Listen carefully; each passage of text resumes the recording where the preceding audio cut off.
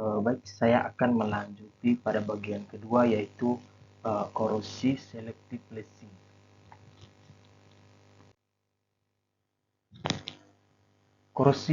Korosi selektif adalah suatu bentuk korosi yang terjadi karena pelarutan komponen tertentu dari paduan logam atau alloynya. Terjadi karena dalam paduan tersebut ada komponen logam yang lebih anodik ketimbang logam lainnya dalam paduannya. Pada korosi selektif, logam paduan mengalami perusakan paduan atau delaying. Berikut adalah delaying beberapa logam dan kondisi lingkungannya.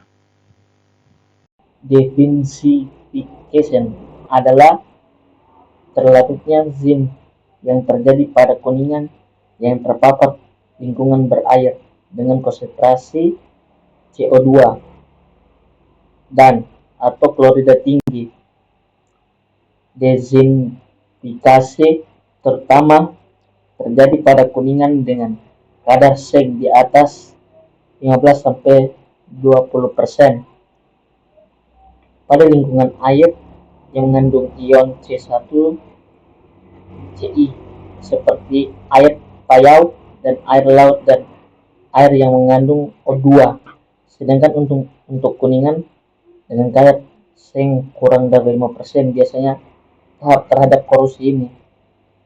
Produk dari proses dezinfikasi menghasilkan kuningan yang berlubang rapuh, memiliki kekuatan mekanis yang rendah, dan warna kuningan berubah jadi kuning ke merah.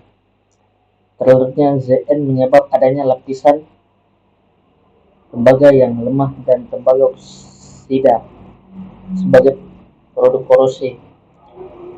Keberadaan Cu Ci2 pada larutan lingkungan kuningan yang mempercepat terlarutnya Zn. Contoh tempat yang dapat mengalami dezintification adalah pipa kuningan pada lingkungan asam.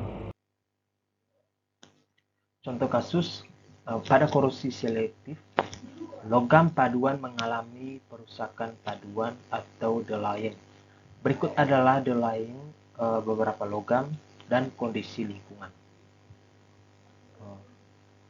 Di sini ada sebuah tabel korosi selektif pada logam yang terdiri dari beberapa paduan dan lingkungan yang menyebabkan perusakan pada paduan, serta elemen yang akan dihilangkan yang terdiri dari zinc, besi, silikon, nikel, dan karbon.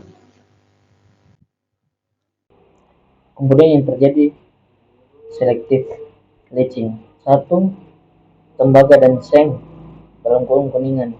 2. Aluminium dan magnesium. 3. Baja dan nikel atau krom. 4. Besi tuang. 5. Timah dan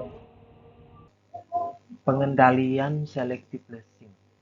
Korosi selektif bisa dicegah dengan menggunakan metode-metode berikut.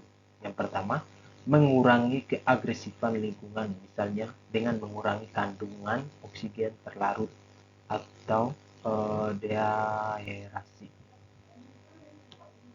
Yang kedua, menggunakan paduan yang lebih tahan, misalnya kuningan merah atau 15% Zn.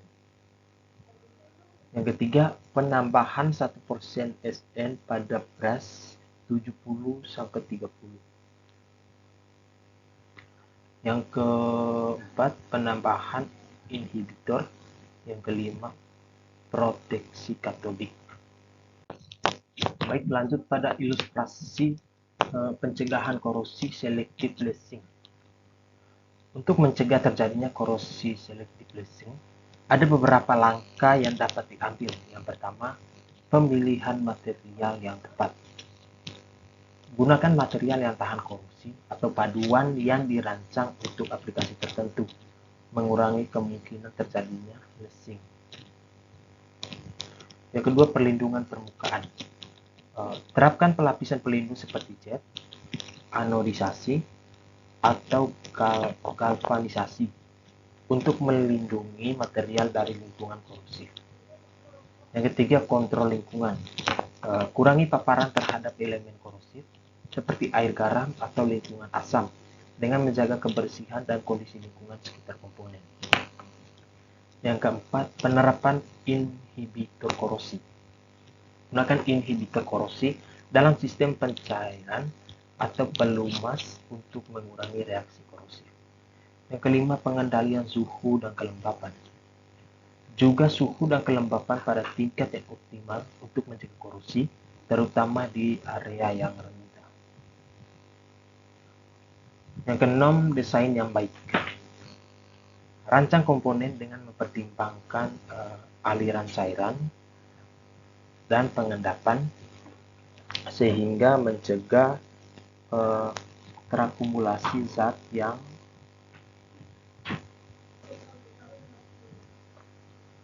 yang dapat mempercepat korosi. Lanjut yang ketujuh, pemeriksaan dan perawatan rutin.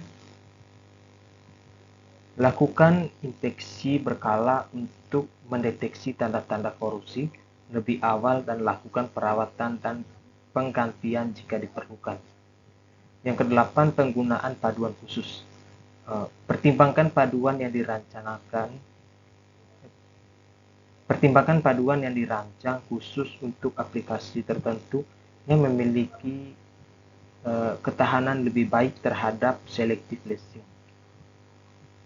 Dengan menerapkan langkah-langkah ini, risiko korosi selective lacing dapat diminimalkan sehingga meningkatkan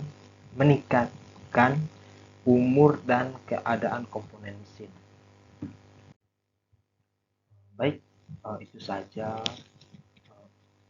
presentasi yang saya jelaskan pada hari ini. Waktu saya kembalikan. Sekian dan terima kasih.